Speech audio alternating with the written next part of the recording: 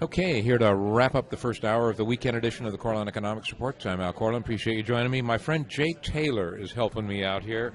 Jay also has a great show, Turning Hard Times into Good Times. It airs Tuesdays live, and it's something you really ought to listen to. He is going to tell you a little bit more about that later. He's on Talk America. Great little network. We are chatting right now with Ken Hoffman. Ken is involved with Bloomberg. I just had the privilege of introducing Ken as he gave his presentation here at the New York Hard Asset Investment Conference. Bloomberg has a very, very interesting service that I am very intrigued with, specifically dealing with the mining industry. Mining industry worldwide, but you also provide specific information on Canadian mining companies, probably the most all-inclusive information any place, correct? That's correct. Ken, tell us about it. Well, what Bloomberg is trying to do at the end of the day is Bloomberg tries to connect both buyers and sellers of assets. That's what Bloomberg does. They have no real set position on either buyers or sellers. But at the end of the day, what we want to do is provide transparency. In the mining industry, if anything, part of the reason why the mining companies have done so poorly is there's a real lack of faith in both mining company managements and the belief in what those managements say. And so by Bloomberg coming together and saying, here's all the data, unveneered, here's the new supply, here's the cost, here's everything that goes into a mining sector, and puts it in front of hundreds of thousands of investors who are mainly mining investors, they can work together and hopefully find what's going on in this industry and making it more clear for what these things are going to happen. Particularly, like one thing we do is we do a net asset valuation tool. So every investor, valuing a mine is an art. It's not really science. And every investor has a different way to value a mine. So what we said is, well, wait a second, let's put all that data together. The reserve information, how you could hedge out a mine for the next decade, what is the weighted average cost of capital for a discount rate. And when we put all those things together, and the client comes in and says, well, I think the reserves should be a little tinkered this way, or I think the price deck should be a little bit that way, they can come together on a price. And I've been in meetings where an investor has called up a company and said, hey, we should start talking. I'm valuing your mine like this. And that starts the conversation. And that's something that is completely stopped in the mining sector, is there's no conversations going on. There's very few deals being done. And it's really cost this industry terribly. And if we can get that conversation going again, I think it's a great service to the industry that they can come together and really can see good transactions again. Ken, is this service you're talking about sounds like it would be made more for the professional investor? It is. It's called the Bloomberg Professional Service. It is typically used by professional investors who really want an understanding, and it's used by a lot of companies. Actually, if we walk up and down the aisles here at the mining conference, most of the companies here have a Bloomberg terminal. And what they're trying to do is a bunch of things. They're trying to find investors for their projects. They're trying to have investors who do come in value these assets and really understand what their mine is worth versus all other comparable assets in the same class. But it is generally used by big funds, governments, corporations who are really trying to understand the industry.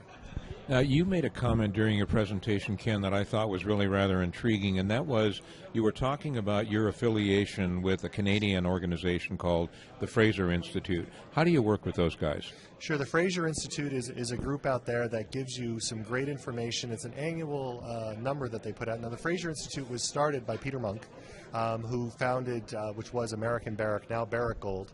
And when he retired, he wanted to use his assets in a really good sense. And he has something called the Fraser Institute, which does a lot more than just mining assets. They really try to be an impartial moderator out there in the world. And what they do is they look at 130 different jurisdictions. So for Canada, I think there's 6 different jurisdictions. And they talk to about 3,000 investment bankers.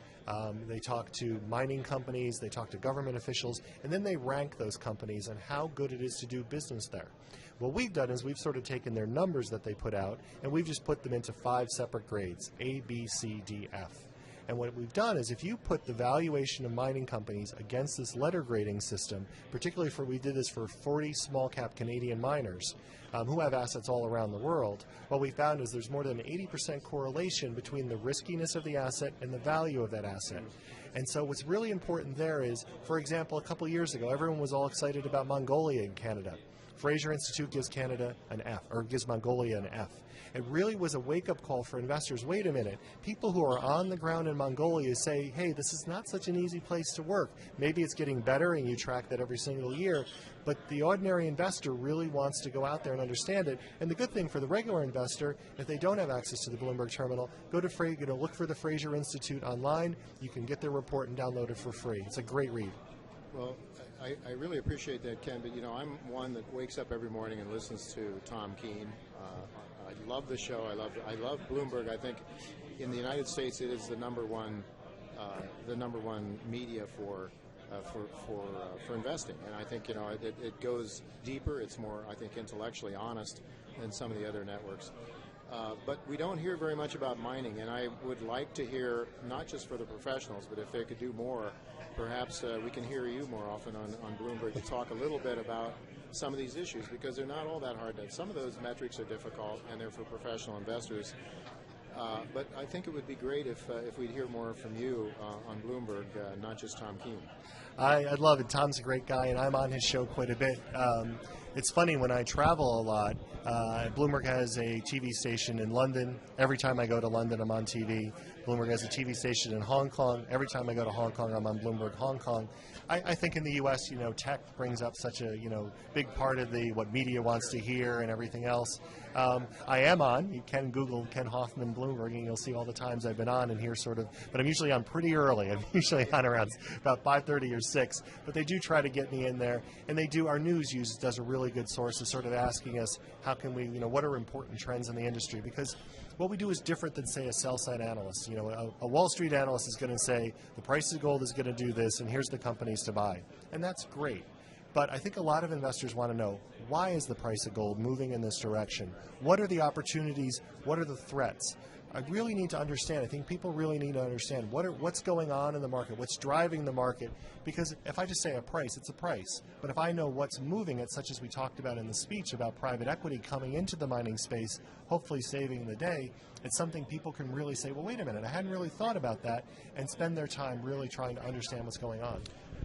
Ken, I have an interesting question, and that is, you talked about one of the reasons that you felt that there's been a precipitous drop in the average price of the mining shares, specifically the junior mining shares, and also you mentioned the seniors, is the fact that the costs that these companies are facing are absolutely getting out of hand. You were saying that it probably, if the gold price falls below $1,200-1,300 an ounce, you're going to see a lot of shuddering going on, and I would agree with that. I feel, however, in addition to that one of the reasons that the prices have gotten so abysmally low, stupidly low, among the junior shares and to an extent among the seniors, is people are just very confused right now, and they're scared. They don't know what to do. I agree. We put through in our speech today a couple reasons why we think the mining stocks have done so horribly. Because it's got to be very frustrating for the mining investor to look out there and day after day after day see their fund or their company go down when they see the S&P go to an all-time high, the Dow go to an all-time high. They're very, very confused about that. But I think there's several reasons for it. One, there's a lack of faith in these mining companies. They don't believe what these mining companies are telling them. So when the mining company says our cash costs are $300 an ounce, then they say, why aren't you earning capital? Why aren't you making money if your cash costs are what you say you are? Number two, their costs have risen substantially. And one of the things we did a survey on the Canadian industry, and we found out, the last decade, wages are up 50%. So you're talking on a compounded basis about 4% a year. However, the overall labor cost for all mining companies combined is up 200%. And that tells you, wait a minute, they need more people because the mines are getting more and more diluted. They need more rock out of the mine to get the same ounces they did before. And all that work is raising their cost. And that's something you can't ever try to get away from. It's not going to get better. It's not as if the price is going to drop and the costs are going to drop off a cliff. If the grades in the mines aren't there, they aren't there. The million-dollar question, and unfortunately we've only got a minute left here, is do you and your colleagues see the junior mining sector coming back? Well, I would think if you have a great project, you have a great project. But I think there's a lot of mining companies that went public over the past decade, and I had a nice dinner with some very high-powered private equity guys while I was in London. One of them felt 50% of the junior miners were going to go bankrupt. One felt 70%. And even the third guy who thought those guys were high, they said there's a lot of companies today that they're in business, but they're not doing anything. They're not drilling. They're just sitting there trying to stay in business until the upturn comes. So it's very bad times. However, if you do have a real project or you're a company that's producing right now, private equity is knocking on your door. They're looking for good, medium to long-term assets that they can go out there and they can do something that no self-respecting mining company can do, and that is hedge, and that's crucial. And that's a really interesting point. I think another thing that we need to consider also is the fact that with the costs being what they are, a lot of the senior companies are also going to begin looking at many of the juniors that are project generators. Ken, thank you so much. Appreciate your time. Thank you for having me. Jay's going to be joining me in the first segment of the second hour. Be right back.